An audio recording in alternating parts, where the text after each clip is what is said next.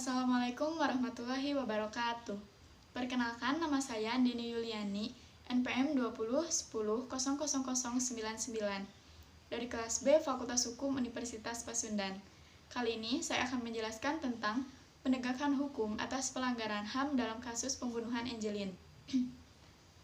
Lalu, kronologis kejadian pembunuhan Angelin. Pada tanggal 17 Mei 2015, Angelin menghilang di rumahnya di Jalan Sedap Malam nomor 26 Denpasar, Bali, sekitar pukul 15.00. Ciri-ciri anak ini menggunakan baju daster warna biru, sandal warna kuning, dan rambut dikucir. Lalu, pada tanggal 19 Mei 2015, Kepolisian Daerah Bali masih berupaya melacak keberadaan Angelin yang hilang pada tanggal 15. Nah, kepolisian mengerahkan anjing pelacak K19, namun tidak membuahkan hasil. Tanggal 19 Mei 2015, Kepolisian Daerah Bali melacak keberadaan Angelin di rumahnya di Jalan Sedap Malam nomor 26. Kepolisian mengerahkan anjing pelacak K19, namun tidak ada hasilnya. Ia juga menginformasikan bahwa hari ini Polres Denpasar sudah berangkat ke Banyuwangi untuk menemui orang tua kandung dari Angelin untuk bila ada keterkaitan dalam hilangnya Angelin. Nah, pada tanggal 3 Juni 2015, Kapolda Bali Irjen Roni membuka dan mengikuti acara napak tilas pencarian Angelin yang hilang sejak 16 Mei lalu. Napak tilas Angelin dilakukan dengan berjalan kaki sambil menyebar brosur kepada pengguna jalanan. Dari antara rumah hingga sekolahnya yang jaraknya sekitar 2 km. Acara ini diprakarsai oleh Save Childhood Foundation, Yayasan Sahabat Anak Bali, Komnas Perlindungan Anak, dan didukung oleh Polda Bali. Lalu pada hari Rabu 10 Juni 2015, mayat Angelin ditemukan yang berlangsung di Hari Kanjeng Kliwon. Anggota Polresta Denpasar menemukan mayat Angelin pada hari Rabu 10 Juni 2015. Sudana mengatakan mayat ditemukan masih menggunakan baju yang ketika dinyatakan hilang, yaitu baju berwarna biru dengan motif bunga. Mayat dibungkus dengan kain spray warna putih dan ada bekas jeratan tali di lehernya. Mayat Angelin dikubur di belakang rumah, tepatnya di samping kandang ayam. Pada hari yang sama, yakni hari Rabu 10 Juni 2015, setelah melakukan otopsi selama kurang lebih 1,5 jam, Kepala Bagian SMF Kedokteran Forensik mengumumkan hasil otopsi jenazah Angelin yang ditemukan di belakang kediaman ibu angkatnya di Jalan Sedap Malam, Denpasar, Bali. Dari hasil otopsi, Angelin diketahui meninggal sejak 3 minggu lalu. Di tubuh jenazah ditemukan luka-luka kekerasan berupa memar pada wajah, leher, serta gerak atas dan bawah. Di punggung kanan jenazah terdapat sundutan rokok. Selain itu ditemukan juga lilitan tali dari tali plastik sebanyak 4 lilitan. Sebab kematiannya dipastikan karena kekerasan benda tumpul di kepala. Dari keterangan orang-orang terdekat di rumah ataupun sekolahnya, Angelin diketahui kerap dimarahi oleh ibu angkatnya. Angelin menghabiskan waktu untuk bekerja memberi makan ayam yang dipelihara oleh sang ibu. Bila Angelin lupa memberi makan ayam tersebut, maka ia akan dimarahi dan disiksa oleh Margaret. Lalu, Kepolisian Daerah Bali sudah mengamankan 6 orang dalam penemuan jenazah bocah Angelin itu. Ibu angkat Angelin termasuk dalam orang-orang yang diamankan oleh pihak kepolisian, bersama juga dengan anak kandungnya yang berinisial CH. Roni kemudian memaparkan kepolisian juga sudah mengamankan satpam penjaga rumah yang berinisial DK. Tak hanya itu, para pembantu di rumah Angelin juga ikut diamankan, yakni AT, S, dan R. Sebelum dibunuh, disebut Angelin pernah diperkosa oleh pembantu di rumahnya. Pusat Pelayanan Terpadu Pemberdayaan Perempuan dan Anak Kota Denpasar memperoleh informasi bahwa Angelin dilaporkan hilang sejak 3 minggu lalu dan pernah diperkosa oleh Agus, pembantu di rumah tangga Angelin. Siti Sapurah mengatakan Agus mengakui perbuatannya di hadapan penyidik setelah Angelin ditemukan meninggal dunia dan terkubur di pekarangan rumahnya. Ini diakui Agus di hadapan penyidik. Dia juga mengatakan bahwa Agus tidak membunuh tetapi hanya bertugas menguburnya. Tugas Agus hanya diakui mengubur saja, katanya. Ibunya yang melakukannya. Dari keterangan awal, Agus hanya mengubur. Ibunya masih belum mengaku sampai saat ini menjalani pemeriksaan tambahan. Dalam kesempatan terpisah, Kapolresta Denpasar Agung Kombes Pol Anang Agung menyebut Agus melakukan kekerasan seksual terhadap Angelin. Lantas, Agus membunuh karena takut ketahuan ibu angkatnya. Polisi memeriksa 7 orang terkait kasus. Dari 7 orang itu, polisi menetapkan Agus sebagai tersangka. Pada hari Kamis, tanggal 11 Juni 2015, pembunuh Angelin ditahan. Kepolisian daerah Bali mengambil langkah maju dengan melakukan penahanan terhadap tersangka sehari setelah Agus ditetapkan sebagai tersangka. Dalam pemeriksaan kemarin, Agus membuat pengakuan melakukan kekerasan yang mengakibatkan Angelin tewas. Selain itu, Agus mengaku memperkosa Angelin. Setelah memastikan bocah itu tewas, Agus menguburnya di halaman belakang rumah majikannya. Hari mengatakan penyelidikan dan penyidikan itu terus dilakukan karena pengusutan kasus ini belum sampai pada kesimpulan. Pada hari Senin, tanggal 22 Juni 2015, Unit Indonesia Automatic Fingerprint Identification System Polda Bali dan Mabes Polri hari ini membawa 3 saksi mengaku pernah tinggal di rumah Margaret Christina Megawe di Jalan Sedap Malam nomor 26 Denpasar, Bali, ke lokasi pembunuhan Angelin. Mereka diboyong untuk mencocokkan kesaksian dan olah tempat kejadian perkara. Ketiga saksi itu didatangkan langsung dari Kalimantan Timur pada hari Senin, tanggal 22 Juni pagi. Mereka langsung dibawa ke tempat kejadian perkara dan meminta melakukan peragaan di lokasi untuk pemeriksaan silang keterangan dalam berita acara pemeriksaan. Mereka adalah Frankie A. Marinka beserta istrinya Juliet Christine dan bibi mereka Lorraine. Mereka di lokasi tiba pukul 10 waktu Indonesia Tengah. Saat mereka telah sampai, ketiga saksi asal Tarakan ini sempat mengheningkan cipta untuk mendoakan arwah dari Angelin. Mereka diminta untuk menceritakan dan memperagakan peristiwa yang mereka saksikan saat mereka di sana. Sebab ketiganya mengaku pernah tinggal selama 3 bulan di rumah tersebut, yakni sejak 2 Desember 2014 hingga Maret 2015. Ketiganya mengaku pernah menyaksikan perlakuan kasar dari Margaret terhadap Angelin, dan hal tersebut dianggap sangat kasar dan tidak pantas. Lalu pada tanggal 6 Juli 2015, polisi membawa 2 tersangka pembunuh Angelin, yakni Margaret dan Agus, ke lokasi rekonstruksi. Keduanya dibawa dengan pengawalan ketat dan menggunakan 2 mobil rantis polisi. Dalam reka ulang atau rekonstruksi pembunuhan Angelin yang berlangsung di rumah Margaret Megawe hari ini menghadirkan 2 orang saksi. Keduanya yakni Handono dan Susiani, pasangan suami istri yang indekos di rumah Margaret. Menurut mereka, kalau malam sering mendengar teriakan Angelin. Mungkin dipukul atau saya tidak tahu, kata Handono.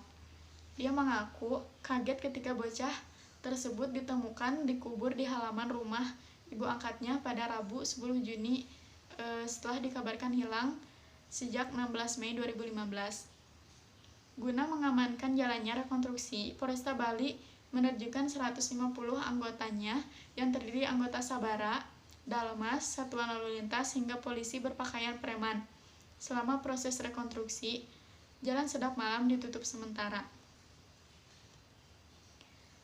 Pada hari Rabu, tanggal 26 Agustus 2015, berkas kasus pembunuhan Angelin diserahkan ke Kejaksaan.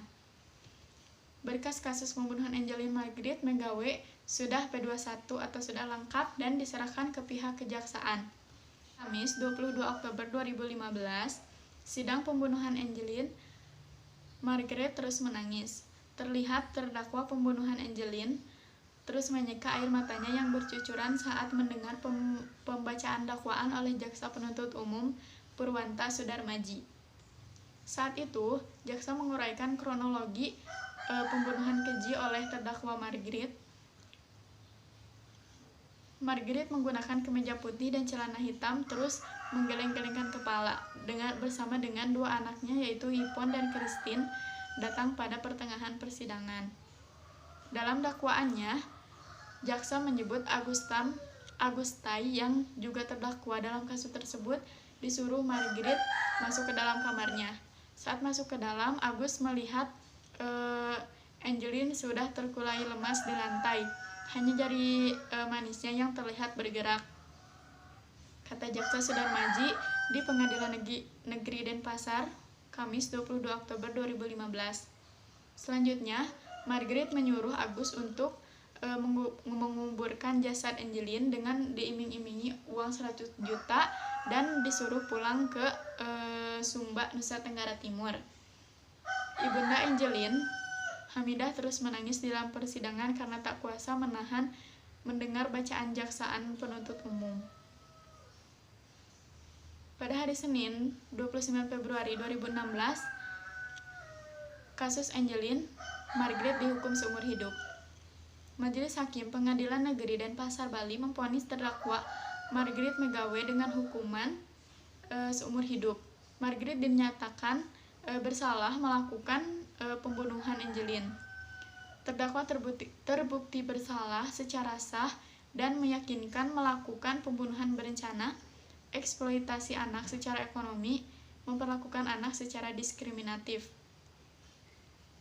Dalam sidang tersebut, hakim menjerat terdakwa dengan pasal 340 KUHP tentang pembunuhan berencana, pasal 76I jungto pasal 88 Undang-Undang Nomor 35 tahun 2014 tentang perlindungan anak atas perubahan Undang-Undang Nomor 23 tahun 2002. Kemudian pasal 76B jungto pasal 77B Undang-Undang Nomor 35 tahun 2014, pasal 76A huruf A jungto pasal 77 Undang-Undang Nomor 35 tahun 2014 tentang perlindungan anak. Vonis hakim yang diberikan kepada terdakwa tersebut sama dengan tuntutan yang diajukan oleh tim jaksa penuntut umum dalam sidang sebelumnya. Hal yang memberatkan hukuman terdakwa karena perbuatan terdakwa sadis pada anak yang mengakibatkan mati adalah pelanggaran HAM yang terjadi kepada Angelin. Pelanggaran HAM yang terjadi kepada Angelin adalah salah satu kasus pelanggaran hak asasi manusia berat. Karena Margaret, ibu angkat Angelin, telah melanggar pasal 28A dan 28B, yakni merampas hak untuk hidup dan mempertahankannya, yaitu dengan cara membunuhnya. Angelin tidak dapat penghidupan yang layak. Kondisi tempat tinggal Angelin sangat buruk, tidak layak ditinggali oleh siapapun. Halaman rumahnya terlihat dipenuhi oleh kandang ayam dengan jumlah sekitar 100 ayam. Padahal orang tua angkatnya berasal dari keluarga yang berada. Rumah seperti itu tidak layak huni untuk anak-anak, sehingga anak tidak bisa berkembang dengan baik. Semasa hidupnya, ia tak sempat main karena setiap hari Angelin diberi tugas untuk mencuci piring, mencuci baju, mengepel lantai, dan membersihkan rumah, serta memberi makan binatang peliharaan ibu angkatnya berupa ayam, anjing, dan kucing. Sehingga ia tidak bisa mengembangkan dirinya karena harus melakukan rutinitas pekerjaan yang tidak seharusnya dilakukan oleh anak-anak. Bila ia lupa melakukan tugas, maka ia pasti akan mendapatkan siksaan dari ibu angkatnya. Padahal jumlah ayam yang dimiliki oleh ibu angkatnya tersebut mencapai ratusan ekor. Akibat tugas tersebut, ia sering datang terlambat ke sekolah dan dalam keadaan baju yang lusuh serta badan yang bau. Bahkan, ia pernah dilaporkan oleh teman-teman sekelas kepada guru kelasnya di kelas 2B karena baunya tersebut. Ternyata saat itu rambut Angelin banyak gumpalan kotoran ayam, sehingga ia harus dimandikan dan dikremasi oleh gurunya di sekolah. Angelin terlihat sebagai anak yang murung dan lusuh, berwajah sendu dan sering terlambat. Dia bersekolah pukul 12 siang waktu Indonesia Tengah dan pulang pukul 5 waktu Indonesia Tengah. Ia harus mempersiapkan bekal sekolahnya sendiri dan pergi dengan berjalan kaki sejauh 2 km bila melalui jalan raya atau 1 km bila melalui pematang sawah. Rutinitas pekerjaan yang tidak sewajarnya bagi seorang anak ini mengakibatkan Angelin tampak kelelahan, tidak sehat, dan terganggu perkembangannya. Namun, Angelin bersifat tertutup dan tidak mau bercerita tentang apa yang telah terjadi kepadanya, bahkan kepada gurunya. Hanya setelah didesak, akhirnya ia mau mengatakan kepada gurunya bahwa ia sering pusing di sekolah karena belum makan. Ini adalah proses penegakan hukum dalam kasus pembunuhan Angelin. Margaret dijerat pasal 340 KUHP karena terbukti telah melakukan pembunuhan terhadap Angelin. Selain itu, Margaret juga terbukti melanggar pasal 76A Undang-Undang Nomor 35 Tahun 2014 yang berbunyi setiap orang dilarang untuk memperlakukan anak secara diskriminatif yang mengakibatkan anak mengalami kerugian baik secara moral maupun material sehingga menghambat fungsi sosialnya.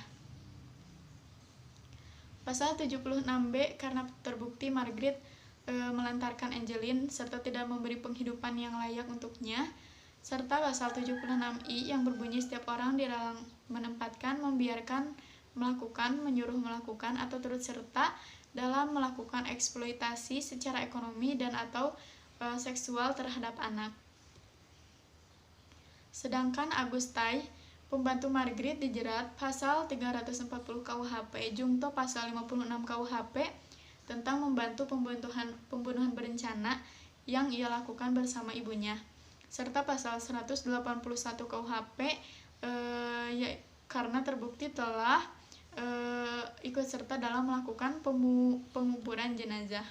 Lalu, penyelesaian kasus pelanggaran hak asasi manusia sudah berjalan dengan baik, dengan keputusan hakim yang mulia yang dapat dipanuti keputusannya sehingga keadilan dapat ditegakkan terhadap penderitaan Angelin semasa hidupnya. Sekian pemaparannya, mohon maaf bila ada kesalahan. Terima kasih. Wassalamualaikum warahmatullahi wabarakatuh.